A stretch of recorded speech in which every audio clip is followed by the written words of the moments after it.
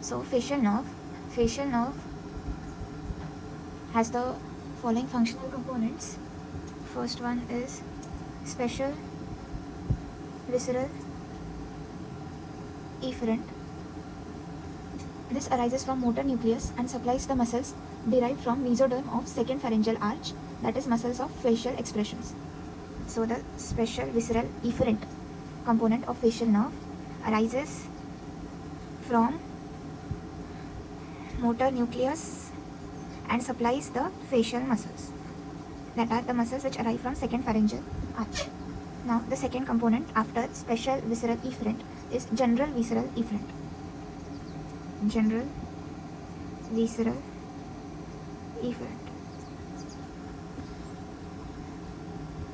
These fibers are preganglionic parasympathetic fibers to pterygopalatine and submandibular ganglia for lacrimation and salivation respectively.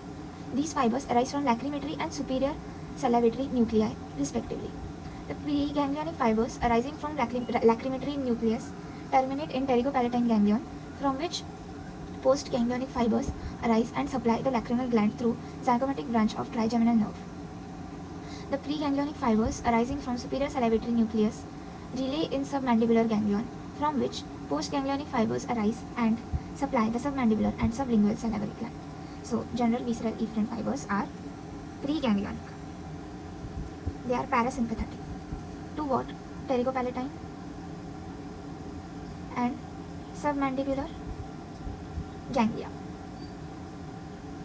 for lacrimation and salivation. This is for lacrimation and this is for salivation. These fibers arise from lacrimatory and superior salivatory nucleus. This arises from lacrimatory and this arises from superior salivatory nucleus respectively. So the preganglionic fibers arising from lacrimatory nucleus terminate in pterygopalatine ganglion. So the arising fibers for pterygopalatine arise from lacrimatory nucleus and they terminate at the pterygopalatine ganglion. And the fibers of submandibular ganglion arise from superior salivatory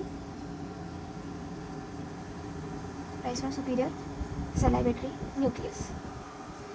Now the third component after general visceral efferent and special visceral efferent now is the special visceral afferent. This is the third. There are four functional components. So the third one is special visceral afferent fibers. The third component, special visceral afferent, are concerned with taste sensations. The cell bodies of these fibers lie in geniculate ganglion. The peripheral process of ganglion cells carry taste sensations from the taste buds on the anterior two-thirds of their tongue except vale papillae. The central process of ganglion cells carry these sensations to upper part of nucleus tractus solitarius. So what? The special visceral afferent component will carry the taste sensations and the cell bodies of these fibers lie in geniculate ganglion.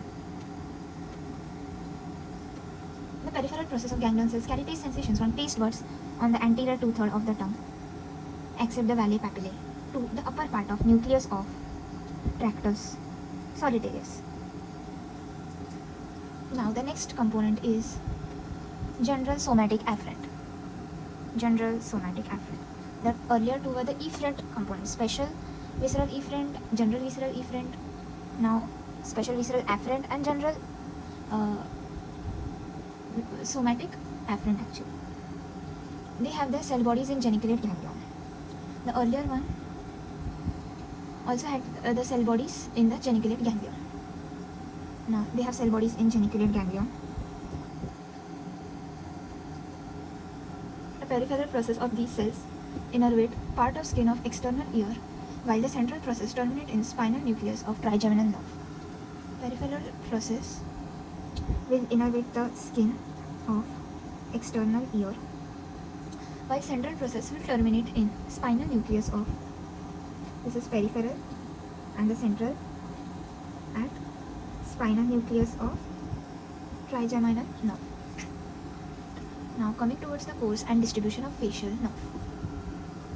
Facial nerve arises by two roots, motor and sensory, on the ventral aspect of brain stem. On the ventral aspect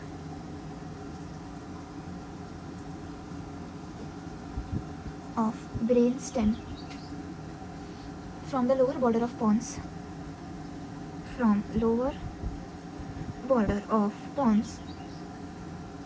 opposite the groove between olive and inferior cerebellar peduncle.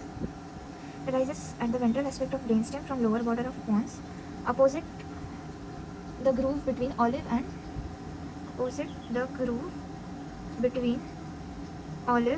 inferior cerebellar peduncle. The main trunk, that is motor root, enters the external auditory meatus, accompanied by small sensory root.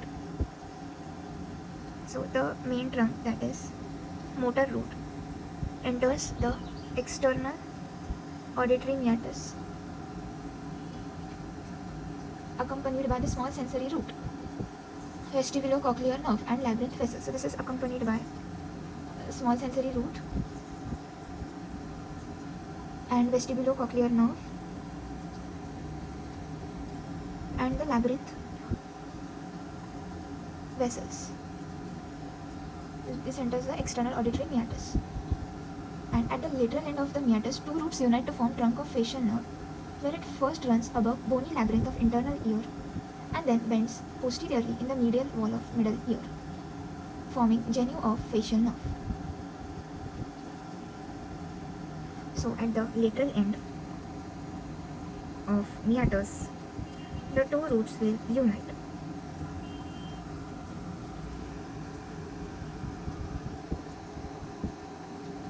And they will form the trunk of facial nerve, where it first runs above. They unite to form the trunk, where it first runs above bony labyrinth of internal ear, and first will run above bony labyrinth of internal ear, and then bends posteriorly in medial wall of middle ear, forming genu. Bends posteriorly in medial wall of middle ear, forming the genu.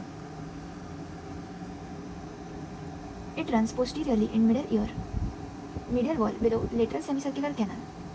Finally, the nerve turns 90 degrees and runs in posterior wall of middle ear till it reaches stylomastoid foramen at the base, through which it leaves the cranial cavity.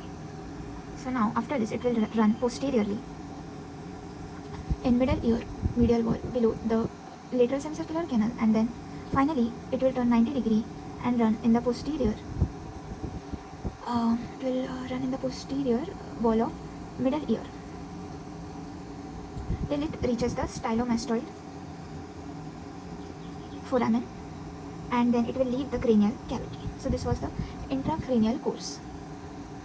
And finally it runs anterolaterally to enter the parotid gland, where it divides into 5 terminal branches. Then this will enter the parotid gland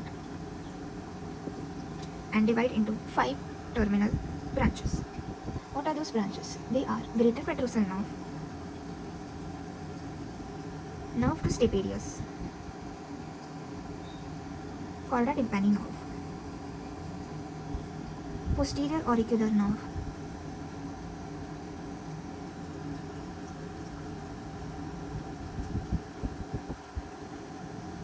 and nerve to posterior belly of digastric, and nerve to posterior belly of digastric and stylohyoid muscles. So greater petrosal nerve, nerve to stapedius, chorda tympani, posterior auricular and posterior belly of digastric and stylohyoid muscles. Now there are again terminal branches that are temporal, zygomatic, buccal, mandibular and cervical to the muscles of facial expressions. There are terminal branches again. They are buccal, zygomatic, temporal, mandibular and cervical. Now the difference between upper motor neuron and lower motor neuron lesions. The upper part of the face receives the corticonuclear fibers from both the cerebellar hemispheres, whereas the lower part receives the motor nuclear fibers of facial nerves only from the same part of the cerebral hemisphere. Therefore, supranuclear lesions of the facial nerve, the upper half of the face on both the sides is spared, whereas in lower motor neuron lesion, the lower half of face is affected on opposite side. On the other hand, in the infranuclear lesions, the lesions of whole face is affected on the side of lesion. This is the upper motor neuron lesion. This is lower motor neuron lesion. The upper motor neuron lesion leads to the paralysis of opposite side, lower half, and lower motor neuron leads to paralysis of upper as well as lower face on the same side. So why does this happen? Because uh,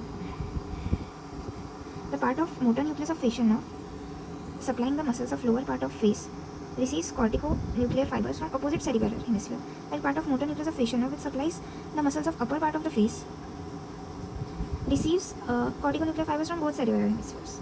So this is receiving fibers from opposite cerebellar hemisphere, whereas the upper part is receiving fibers from both the cerebellar hemispheres. So therefore this happens. This is the course and distribution of facial nerve.